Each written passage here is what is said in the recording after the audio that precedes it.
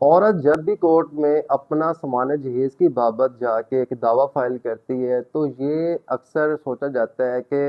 اگر شادی کو اتنا ٹائم ہو گیا ہے تو رسیدیں تو اس کے پاس نہیں ہوں گی، یا ہو سکتا ہے کہ شادی کو ابھی زیادہ ٹائم نہ ہوا ہو لیکن رسیدیں وہ سنبھال کے نہیں رکھ سکی، تو ایسی صورت میں کیا اس کا سامان جہیز اس کو نہیں ملے گا، یا اس کی نعم البدل جو پیمنٹ ہے، قیمت ہے، وہ اس کو نہیں ملے گی؟ بیسیکلی 2022 میں ایک ججمنٹ آئی تھی، 2022 M L D page number 2077،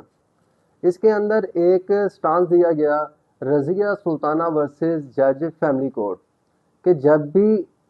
عورت کی شادی ہوتی ہے والدین اپنی حیثیت سے بڑھ کے اپنی بچی کو سامان جہیز دیتے ہیں۔ اب رسیدیں سنبھال کے رکھنا کوئی لاجک نہیں ہے، مطلب نارملی ایک بندہ اپنی بچی کی شادی یہ سوچ کے تو نہیں کرواتا کہ کل کو اس کی سیپریشن ہوگی، میں رسیدیں میں سنبھال کے رکھ لیتا ہوں تاکہ کل کو کورٹ میں پیش کر سکوں۔ پاکستان میں بیسیکلی کسٹم اور پریزیڈنٹ کو بھی فالو کیا جاتا ہے کہ پاکستان میں جب بھی فیمیل کی شادی ہوتی ہے اس کے والدین یا اس کے رشتہ دار ہمیشہ اپنی بچی کو